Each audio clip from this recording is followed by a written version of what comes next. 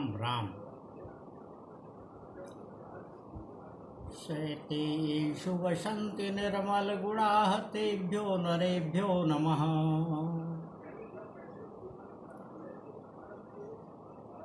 अभिप्राय यह कि जिन लोगों के मन में मस्तिष्क में निर्मल गुण सदियों विद्यमान रहते हैं, ऐसे मनुष्य को बारंबार नमस्कार है। अच्छी सोहबत, जिसे किन्हीं क्षेत्रों में सोहबत भी कहा जाता है, स्वयं से प्रेम, अच्छी संगति, दूसरों में गुणों को देखना, पराई स्त्री से विमोह और स्वपत्नी में प्रेम, आत्मदमन की शक्ति, ईश्वर की भक्ति और दूसरों की कल्याण की कामना रखने वालों को निर्मल गुण वाला माना गया है। और ऐसे लोग सभी के लिए जो उनके संबंध में होते हैं, सर्वदा कल्याणकारी होते हैं और उन लोगों को स्वयमेव अपने आचरण से सम्मान प्राप्त होता है। वो कभी किसी में किसी प्रकार की कमी नहीं देखते और न ही उसमें रुचि रखते हैं। अलबत्ता उनके मन में सदियों यह भावना रहती है कि दूसरों में क्या अच्छाइयाँ हैं, उसे वो प्राप्त करें।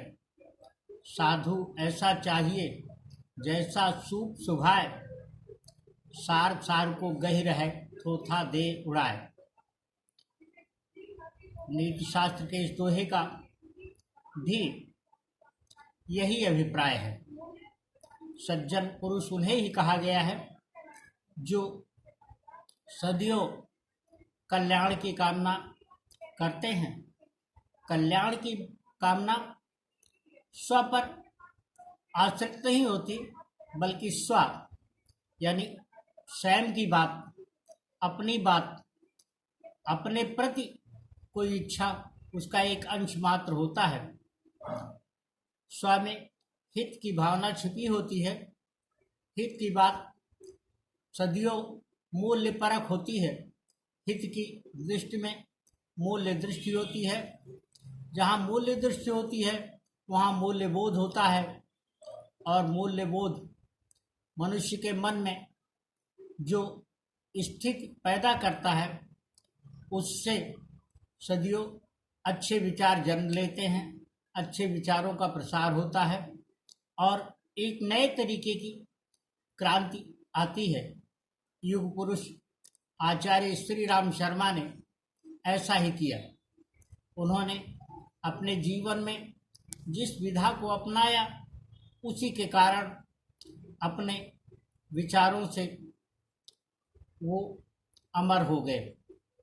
उन्होंने जिस प्रकार का जीवन जिया वह बहुत ही सुखद और शांतिमय रहा और अपनी अवधारणा ये है कि उन्होंने अपने उन विचारों से मोक्ष प्राप्त कर लिया होगा। सज्जनता उस स्थिति अथवा प्रकृति या अवस्था का नाम है जिसमें मनुष्य के मन में दूसरों के प्रति किसी भी प्रकार का कलुष कभी उत्पन्न नहीं होता।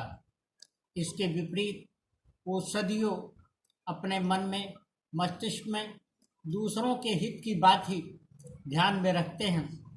वो जिन्हें शुभाशीष देते हैं, जिनके प्रति उनके मन मस्तिष्क में शुभकामना होती है, उन्हें वह फलित होता है। कहा गया है कि जो लोग दूसरों के सुख की कामना करते हैं, दूसरों के सुख के बारे में सोचते हैं, उनको सुख स्वयमेव प्राप्त होता है।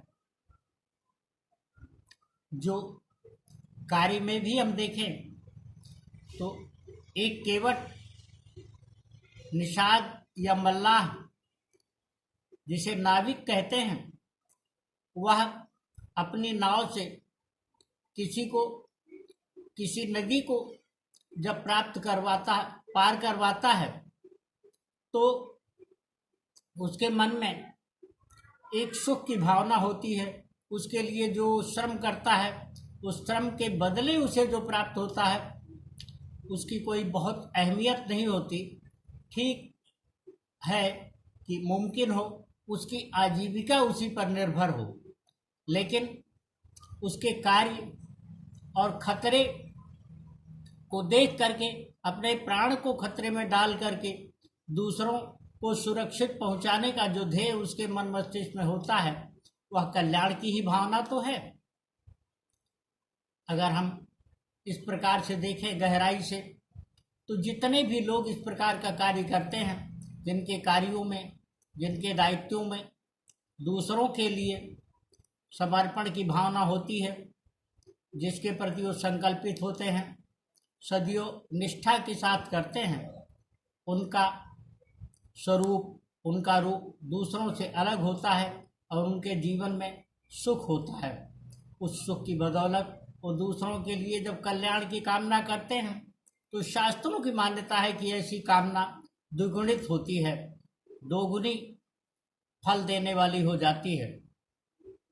विद्वानों का मत है, हमारे शास्त्रों में भी इस प्रकार की बात कही गई है कि जब हम दूसरों के हित, दूसरों के भलाई के लिए कुछ सोचते हैं तो उसमें वह हम अपनी स्वयं की प्रकृति में किसी भी प्रकार के हों, दूसरों के बारे में हमने निर्मल मन से अगर सोचा है, आपने निर्मल मन से सोचा है, तो वह कामना उनके साथ अवश्य फलित होती है। इसी को साधारण भाषा में आशीष कहा गया है। लोग दुआ करते और दुआ मांगते हैं कि उन्हें ऐसे लोगों की संगति, ऐसे लोगों की छाया प्राप्त हो। कोई सिद्ध पुरुष का अर्थ है जिसने किसी प्रकार से साधना करके, तपश्चर्या से अपनी जो शक्तियां अर्जित कर ली हैं, अगर किसी को शुभाशीष देता है तो वह कई गुना अधिक शक्तिशाली हो जाती है, कई गुना अधिक चमत्कारिक हो जाती है, और उसके परिणाम स्वरूप वह जिसके प्रति ऐसी कामना करता है उसकी अहमियत बढ़ जाती है, उसको वह सब कुछ प्राप्त होने लगता है जिसका वो आकांक्षी होता है। किंतु शास्त्रों में यह भी कहा गया है कि कुछ पाने के लिए हमेशा बहुत कुछ खोना होता है। बहुत कुछ खोने का आशय यहाँ पर सिर्फ इतना है कि मनुष्य को एक लंबा समय धैर्य में, संयम में और तपश्चर्या में स्वयं भी बिताना होता है। उसका धैर्य ही उसकी तपश्चर्या होती है। वो उसकी जो आशा और आशा के प्रति जो विश्वास और उस विश्वास में जो उसकी निष्ठा होती है, वह उसे शक्ति देती है, उसे संयमित या संयमी बनाए रखती है। इसलिए सदियों यह ध्यान में रखना चाहिए कि सुपात्रता अपनी बनाए रखें। अगर हम किसी की स्नेह छाया चाहते हैं, किसी का आशीष चाहते हैं, किसी के मंगल कामनाएं अपने साथ फलवती होना या होते देखना चाहते हैं, तो हमें यह भी रखने की आवश्यकता होगी कि हम स्वयं को इस प्रकार से रखें कि हम सुपात्र बने रहें। जिस प्रकार से गंदे पात्र में कोई अच्छी वस्तु डाल देने पर भी वो गंदी हो जाती है, उसी प्रकार से हमारा मन मस्तिष्क अगर स्वच्छ नहीं होगा तो कितनी भी अच्छी चीज कोई उसमें क्यों न डाली जाए, वह उसको अपात्र बना देगी, उसको निष्फल, निष्प्रभावी कर देगी और उसे भी अपने में समेट लेगी। लोग कहते हैं कि एक मछली सारे तालाब को गंदा कर देती है।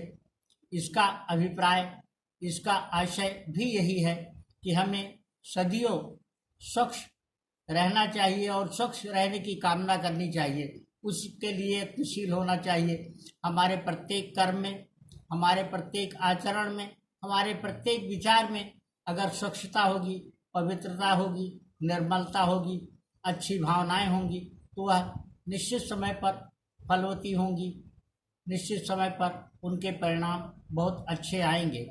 इस कामना के साथ आगे बढ़ते हुए अगर हम देखें तो अच्छी कामनाएं रखते रखते व्यक्ति इस भौतिक जीवन में स्वयं सिद्ध हो जाता है। बहुत अच्छी कामनाएं उसके मन में पैदा होने लगती हैं जब वह दूसरों के बारे में सन्नद्ध हो करके, दूसरों के हित के बारे में प्रतिबद्ध हो करके, दूसरों के हित की कामना संकल्पित हो करके करते हुए किसी स्थिति को प्राप्त होता है, तो उसको वह शक्ति ईश्वरीय सत्ता या ब्रह्मांड से प्राप्त होती है। क्योंकि सकारात्मक ऊर्जा का एक ऐसा कोश उसके साथ बन जाता है जिसकी चमक उसके आभा मंडल को आगे विस्तार देती है। और ऐसा आभा मंडल जिसके साथ बन जाता है वह उस स्थिति को प्राप्त कर चुका होता है जिसके पास जाने पर दूसरों को शांति मिलती है। हम सामान्यतया देखें, लोग आम जीवन में इस प्रकार की बातें करते हैं, कभी नकारात्मक सोच रखते हुए या खींच के साथ ऐसी बात कहते हुए हमारे सामने प्रकट होते हैं कि आज जाने किसका मुंह देख करके निकला था कि हर कदम पर, हर मोड़ पर कष्ट ही आए, दुख ही आए, असफलता ही हाथ आई। इससे यह प्रतीत होता है कि उसकी जो धारणा ऐसे नकारात्मक लोगों के बारे में होती है वह निर्मूल नहीं होती है। कुछ लोग ऐसे होते हैं जो शीघ्र संतोषी होते हैं, दूसरों के लिए संकट उत्पन्न करके, दूसरों को कष्ट में देख करके उनका मन खुश होता है। उनमें नकारात्मक ऊर्जा इस प्रकार से भरती जाती है जो जिसके सामने जब भी प्रकट होते हैं उनमें भी उसका वास होता जाता है और उनको भी वही नकारात्मक भावना प्रभावित करती है। ऐसे लोगों के साथ अगर अच्छे लोग भी अधिक समय तक रह जाएं तो उन पर बुरी स्थिति, उन पर बुरा प्रभाव पड़ सकता है। इसलिए सदियों अलग रहना चाहिए। व्यक्ति की अलग अलग धारणाएं हैं।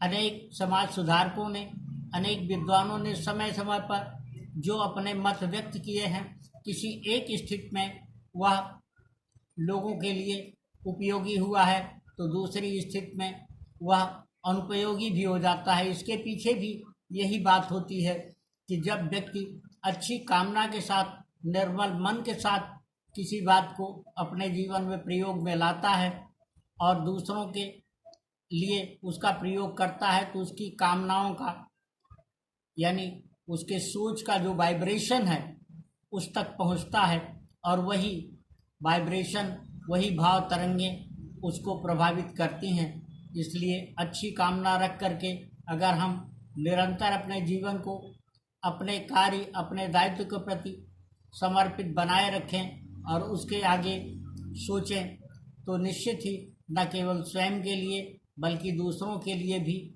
वह कल्याणकारी होगा। राम राम।